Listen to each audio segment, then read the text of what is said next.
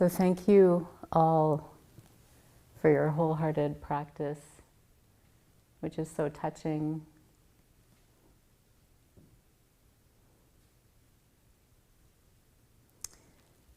I want to thank Jogan for bringing Bahia into our universe yesterday.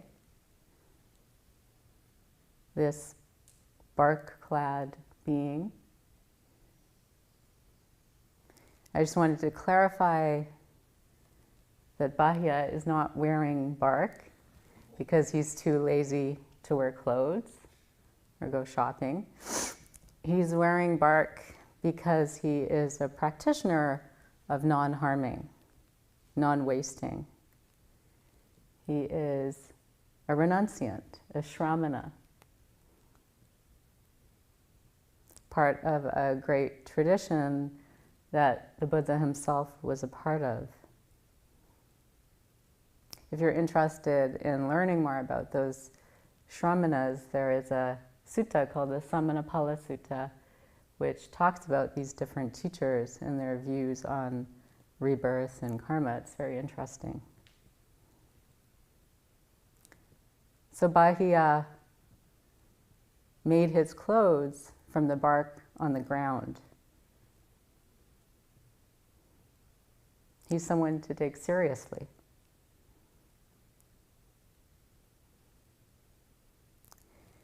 I've been considering this sutta, and it's brought up this really interesting question for me, which is, what is the value of personal inspiration in practice?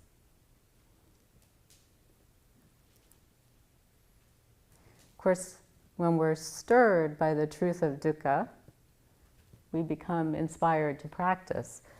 That's why we're all here. We may join a sitting group, start a daily sitting routine, take the precepts. All of these are wonderful, life-changing actions, wonderful for ourselves and for others. But then we come to Sesshin, where we take up an extended commitment to intensified practice, and personal inspiration starts to wane. We start to doubt, to question, just like Bahia. Have I made any progress?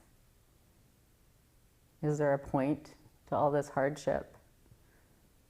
How can I tell?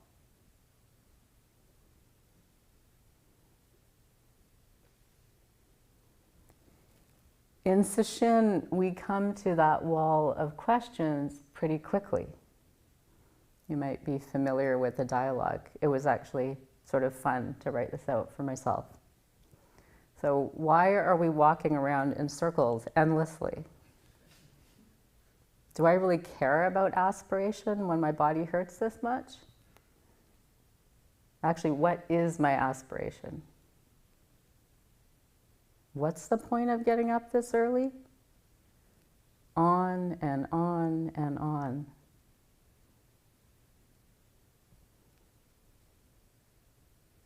But that's the whole point of Sesshin,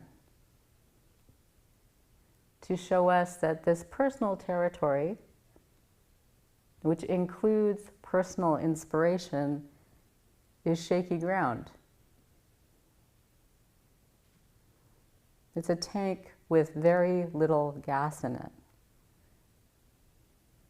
You simply can't get through a 9-day Sesshin only burning personal fuel.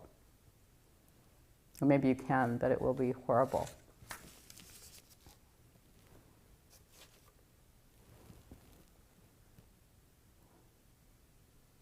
Many of you are very familiar with Sesshin, so you know that this can be a challenging time. There's a rhythm.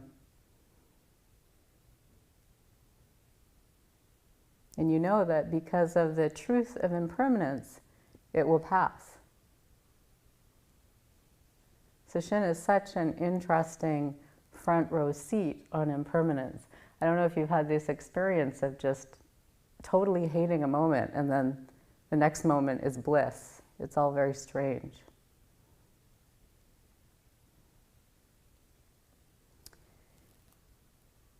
So I thought I'd share what I do when inspiration is really flagging for me, when I really don't want to be here anymore, just in case it's helpful for you.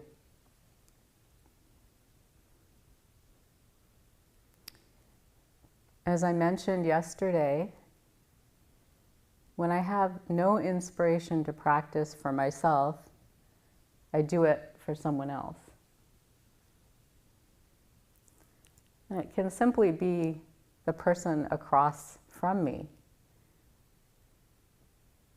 Sometimes that's interesting, just a stranger who is sitting across from you. Or it could be a beloved being in your life. Or maybe for a cause.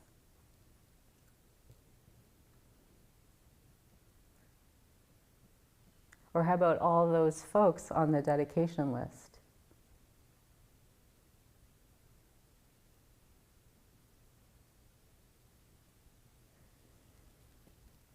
If this doesn't work,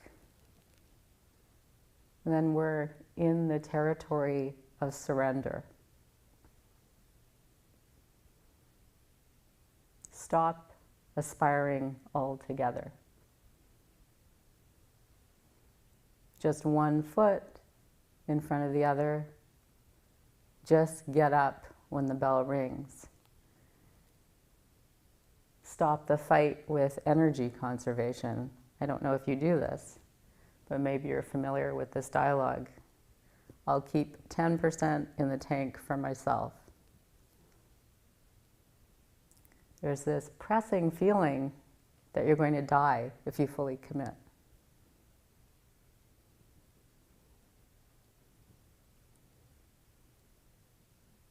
The irony is that until we fully commit, we don't understand that energy is not ours.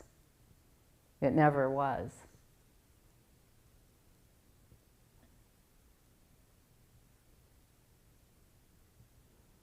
Maybe another way of saying this is, at some point, you're forced to orient towards offering, service, or faith, or all of the above.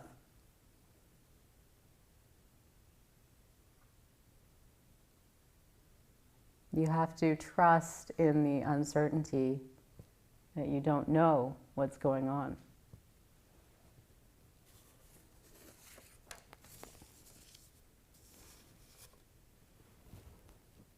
But you're here.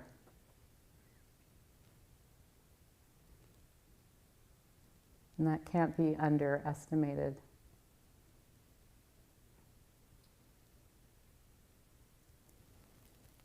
There's also another option, which is to become interested in well-being.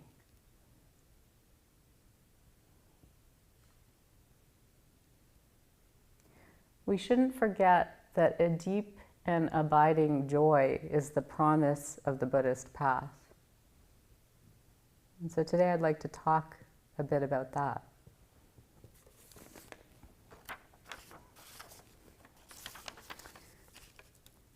I don't know if you've heard this, but for some reason I heard this time and time again, that the Buddha taught one thing and one thing only, the way to the end of dukkha.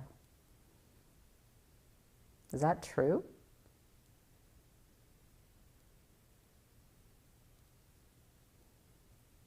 Of course, we can all testify to the importance of the teaching of dukkha. Even as we sit here, we can feel the depth of our distress. Even doing nothing, it arises. Our inner critics, our weary and tiring storylines, our limiting beliefs, the feelings of discomfort in the body. As we listen deeply, you can see that even sounds are not simple for us. We chase after them, project onto them. We like some sounds. We don't like other sounds. Sounds become stories in which we're centrally important. Even listening, we make into something difficult.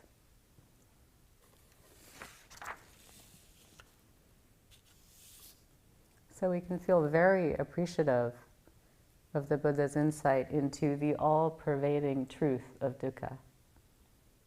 Its subtle nature, its many disguises, because we experience that to be true.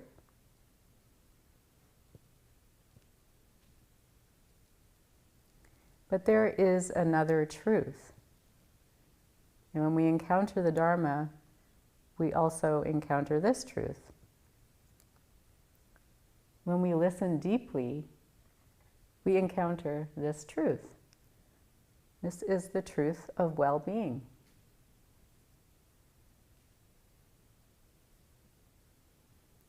This is probably one of the reasons why people visit the monastery. They feel good when they are here. This is probably one of the reasons that you stay at a monastery.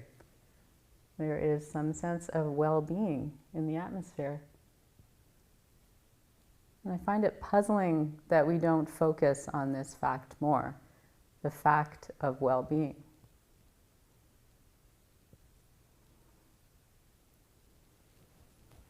The other day I was reading the Vietnamese Buddhist teacher Thich Nhat Hanh's version of the Four Noble Truths. And I was very struck by his reframing of them. He talks about them as the method for becoming intimate with the totality of our human experience, both ill-being and well-being. And he's interested in the connection between the two states. He rephrases the First Noble Truth as, there is ill-being. And he welcomes us to become deeply intimate with this fact of human experience. What does it feel like in your bodies? Yes. What are its manifestations in your lives? What is the particular taste of ill-being that you enjoy?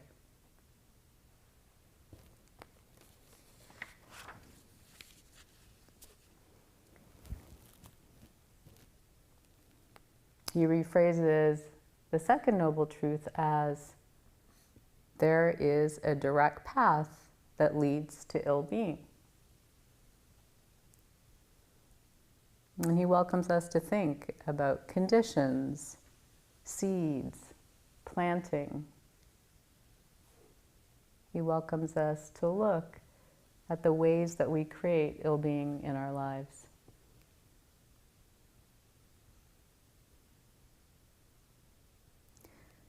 The third noble truth is reframed as the truth of well-being. And he welcomes us to acknowledge well-being as a fact of human experience. There are moments, even fleeting, when we feel well. In fact, he makes the important point that suffering and well-being make sense of each other. No ill-being, no well-being.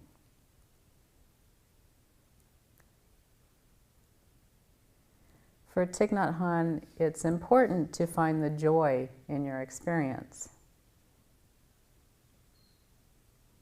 Pay attention to a cup of tea, the sound of the rain, the warmth of the sun, the beautiful sound of the bell.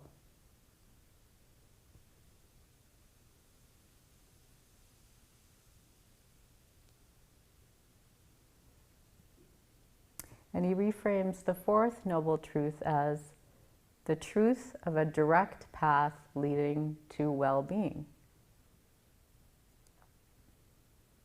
he reminds us that the Eightfold Path is a path to well-being. Somehow I think we forget that.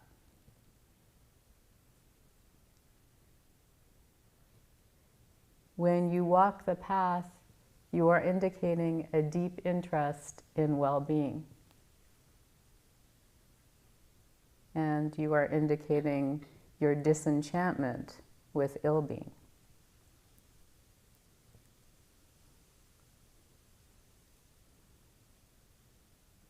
So let's place some attention on this third noble truth, the truth of well-being that surrounds us. Sukha. Sukha is a Sanskrit word which can be translated as happiness, ease, or bliss. Its literal translation is often given as good space or good aperture, coming from the Sanskrit words su and ka, as opposed to dukkha, bad space.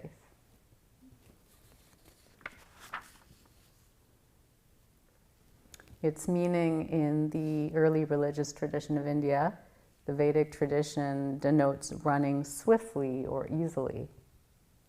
It was originally associated with a chariot that has a good axle hole. I'm sure you've heard about that. And it's often explained in contrast to praya, pleasure. This is because sukha is a deep and lasting state of happiness, while praya is a temporary state or a passing pleasure.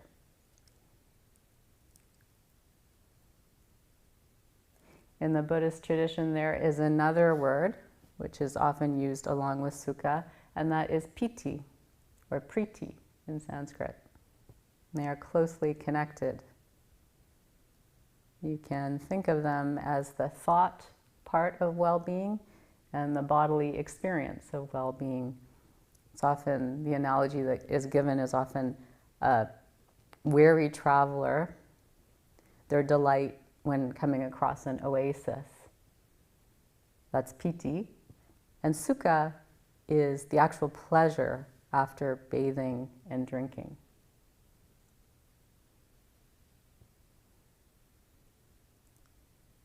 Sukha and piti, two words that are used extensively in the text. The Dharma offers us a full and deep experience of pleasure.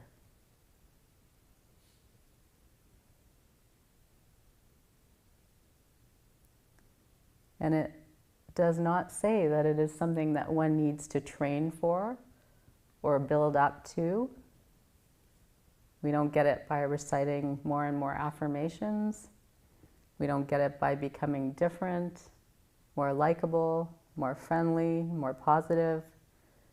We don't get it by acquisition of things, and we don't get it by rejection of things. The Dharma makes the very radical statement that sukha is an undeniable fact of our existence, that it is always present, always available to us, a limitless resource that we can draw upon. It is the atmosphere we swim in.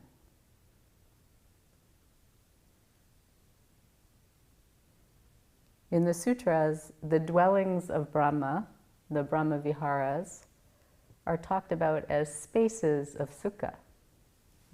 We may know them as the four immeasurables or four boundless qualities of the heart: loving kindness, metta, compassion, karuna, sympathetic joy, mudita, and equanimity, upeksha, or you could know them as the dorms here at Great Vow. Those are the Brahma Viharas. I like to contemplate this dwelling, sympathetic joy.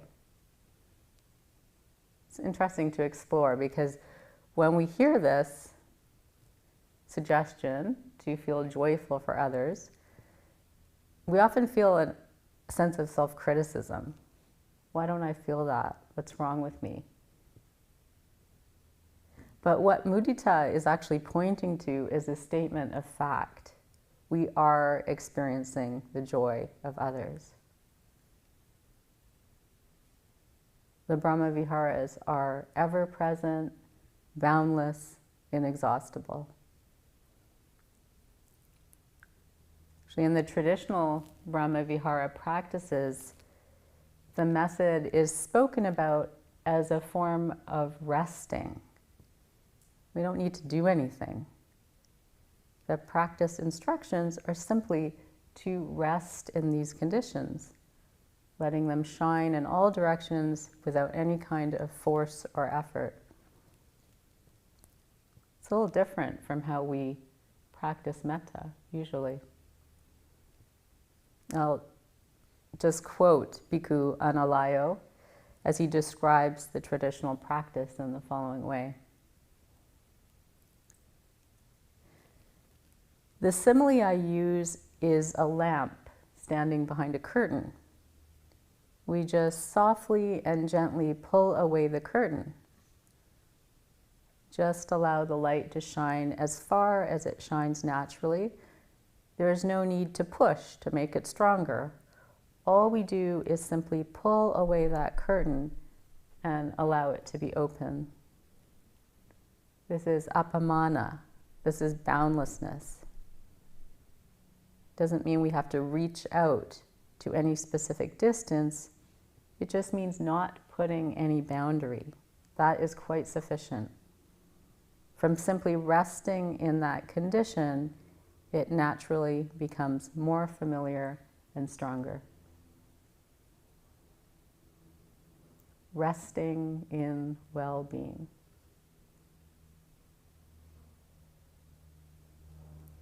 I've been thinking about the presence of well-being a lot these days because I have the wonderful blessing of having a young child in my life, my little nephew.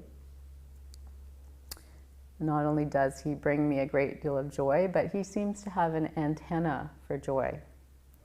The other day we were pasting stickers on a window, and as we did this, a crow landed directly in front of us on the ledge. It was staring at us with its beady, curious, penetrating crow eyes. And we both looked up and saw the crow at exactly the same time when the flurry of its blackness flew into our field of vision.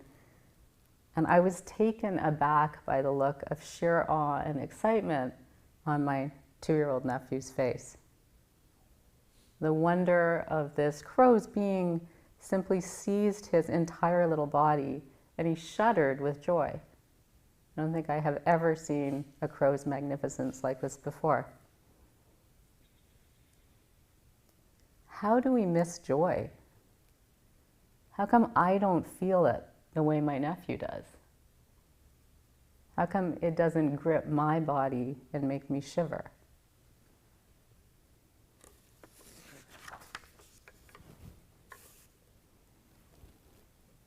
Maybe because I don't study it the way I study pain.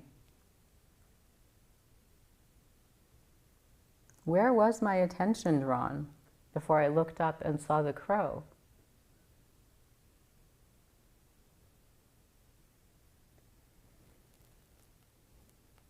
Clearly, our human minds are drawn towards the dark, as we can see by the millions of true crime documentaries and murder mysteries on Netflix. We are fascinated by our darkness. Perhaps this interest is a survival instinct. We need to pay attention to the part of us that's not working well. I don't know why. It's just a theory. For whatever reason, suffering, dukkha, is an easier place for us to focus our attention. I've even found that when I read the story of the Buddha's life, I seem to have paid more attention to the moments of discontent and disenchantment, the moments of lack and striving. And I've skimmed over the moments of well-being, the moments of equanimity, connection, contentedness. These are also moments we can really relate to. For instance, the moment when Siddhartha recalls a childhood experience under the rose apple tree, a moment of peace, joy. contentment. Perhaps we can relate to a pleasurable moment from our childhood that made a deep impression of well-being. Or the moments of generosity and human connection when Siddhartha is given food to sustain his starving body, an act of kindness from a stranger. Have you ever received a gift like this?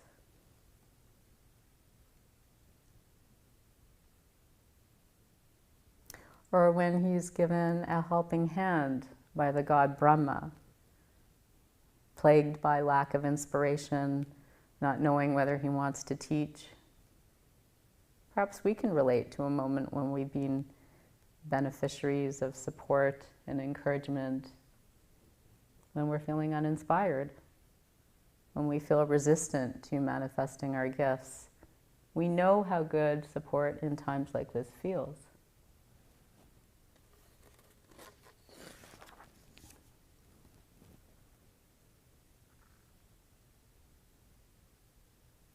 One of the striking things for me about reading the sutras is the down-to-earth nature of the interactions. They show us encounters between beings of all kinds. And these beings talk from their particular vantage point about the questions that are puzzling them. And the Buddha's responses really stand out in their compassion and pragmatism. What's striking is that the Buddha recognizes the joy inherent in living, inherent in participating in society, in being in a relationship with others. There are many, many teachings on the value of recognizing what brings well-being in lay life. There's a sutta called the Digajanu Sutta, and a person named Digajanu approaches the Buddha and says, I think in kind of a state expecting a different response, he says, "We are lay people enjoying sensuality, living crowded with spouses and children, using fancy silks and sandalwood, wearing garlands, scents and creams, handling gold and silver. May the Blessed One teach the Dhamma for those like us, for our happiness and well-being in this life, for our happiness and well-being in lives to come." Definitely the suggestion is that he's waiting to just say, this is not for you. But instead of telling Digajanu to live a more frugal life, to give up the nice creams and scents and fine fabrics, and take up the path of renunciation, the Buddha points to sources of well-being that are alive in Digajanu's current situation. He suggests very pragmatic things. It's worth paying attention to the way that you do your job, the importance of protecting the things that you cherish, the value of virtuous friendship, and the joy of even-headed living. In another sutra, he describes other types of happiness that pertain to lay life. For instance, the happiness of earning. We can be happy from getting wealth through just and righteous means. The happiness of sharing our wealth with family, friends, and on meritorious deeds. The happiness of debtlessness. Happiness that comes free from being free from debt, from living according to your means. And the happiness of blamelessness, to live a faultless and pure life without committing evil in thought, word, and deed. And of course, in the Mangala Sutta that we chant at the monastery, there's a treasure trove of advice for well-being. Associating with the wise, paying attention to where you live, the kind of work you do, the value of training and developing skills, being careful how you speak, avoiding intoxicants, taking care of your parents and your family, giving and not harming, the virtues of being respectful, humble, patient, grateful, and content, being able to accept one's faults, going to teachers, and sharing the Dharma. In many places, this simple advice for lay people is repeated. Chittam dantam sukhavaham. Restraint of mind brings happiness, which means not getting carried away by your thoughts or acting impulsively on them. Chittam guttam sukhavaham. Guarding one's mind brings happiness, which means be careful what you put into your mind. This is something that we can all relate to with our unlimited access to information and images. Dhammo chinno sukavaho. The practice of Dhamma brings happiness, which means taking refuge, living according to the precepts, having some kind of guidelines for your behavior, some kind of aspiration for your life.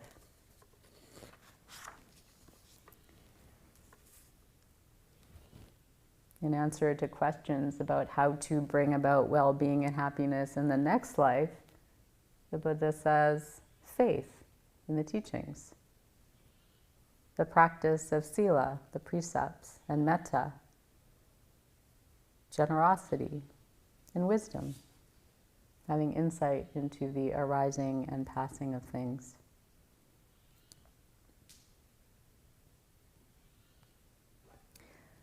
Of course, the greatest sense of well-being for the Buddha was dedication to the spiritual path. He considered renunciation to be the deepest source of joy.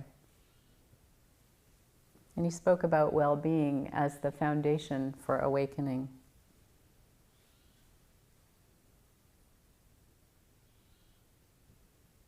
The Buddha encourages us to pay attention to the fact that the body experiences joy, to become familiar with it so we know when it is present.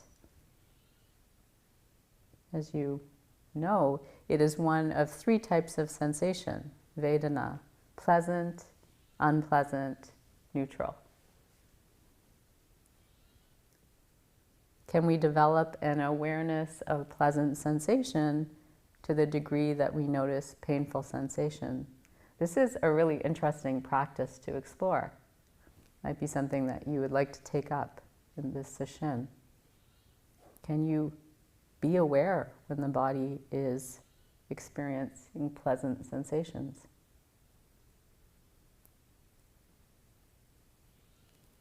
In the commentarial tradition on Buddhist meditation, the development of concentration, the term is dhyana in Sanskrit or jhana in Pali, is seen as a direct movement towards well-being. Simply, you need to feel good to concentrate. You need to be interested and refreshed by your meditation in order to stay present. One-pointedness happens because it is enjoyable.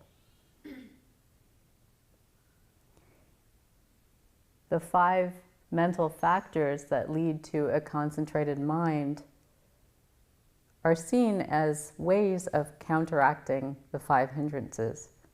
This is quite interesting. So the first factor, bringing attention to the object, gathering of energy towards something, is said to counteract our tendency to sloth and torpor. The second factor, sustaining attention on the object, this is said to counteract our tendency towards doubt and uncertainty. We commit. The third factor, interest in the object, is said to bring forth joy, piti. When we are interested in something, it feels good. This is said to counteract our tendency towards ill will or aversion. The fourth factor is the sense of settling into the object. This brings forth pleasure in the form of ease or contentedness, which is said to counteract our tendency towards restlessness and worry. Once we begin to feel this deep sense of well-being that is born from concentration, the mind will stay in place, which leads to the fifth factor, one-pointedness. If you are deeply interested in something, the mind does not stray. This is said to counteract our tendency towards sensory desire.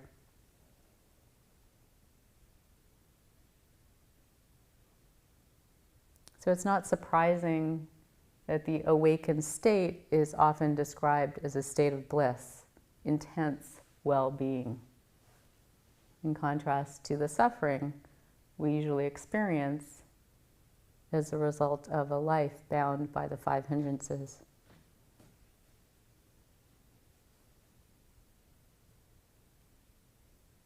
Well-being is the expression of an awakened life.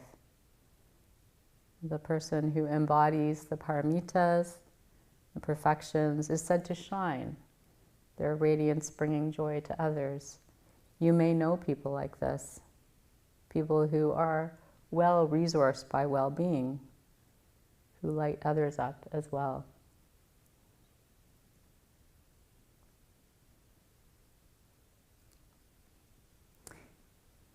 It occurred to me that the Dharma has been sustained for thousands of years because of the direct exchange of well-being.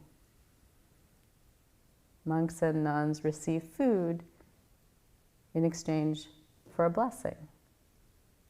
The lay community gets to rejoice in the joy of giving, listening to the sounds of nourishment. And the monastic community gets to share the Dharma and experience the joy of being sustained.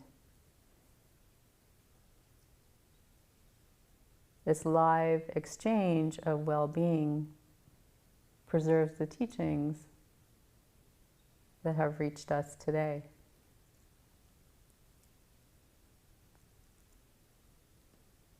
So I think it's important to not just focus on the Dharma as a solution to suffering. It's also an oasis of good feeling, connectedness, well-being.